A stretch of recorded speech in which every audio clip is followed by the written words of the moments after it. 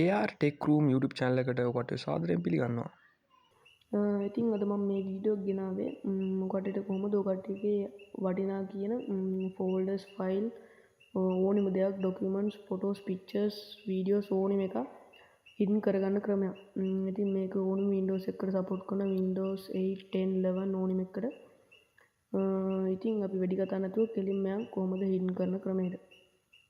ඉතින් ඉස්සලා මොකට මේ ආකාරයට ෆෝල්ඩර් එකක් ඕපන් කරගන්න ඕනේ. මේ ආකාරයෙන් ෆෝල්ඩර් එක ඕපන් කළා කටිය කැමති නේම් එකක් දෙන්න. මම මේ ආකාරයෙන් හැක් කියලා නේම් එක දෙනවා.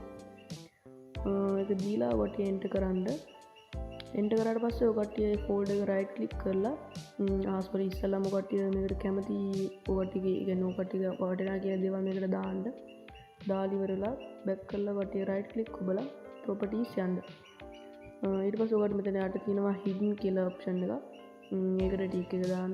ටික් එක දාලා ඇප්ලයි කරලා එන මැසේජ් එක ඕකේ කරලා මේක ඕකේ කරලා බෑක් එන්න. ඊට පස්සේ ඔකට පේනවා මේ කට්ටියගේ අපේ ෆයිල් එකේ ෆෝල්ඩර් එක හිඩන් වුණා. ඉතින් දැන් මේක අපි කොහොමද එළියට ගන්න ඕනේ? ඒක ගන්න ඔකට ඉස්සලාම this PC එකට යන්න. ගිහිල්ලා උඩ තියෙනවා ෆයිල් කියලා. ඒක ලෙෆ්ට් ක්ලික් කරලා මෙතන තියෙනවා change folder කියලා. ඒක ක්ලික් කරලා උඩ තියෙනවා view කියලා.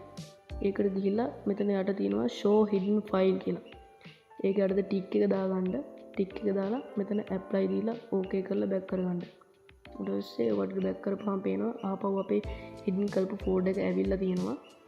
ඉතින් ඔකට නැවතත් තවත් වීඩියෝ එකකින් හමු වෙමු. මාව subscribe කරලා share කරලා follow කරන්න. Thank you.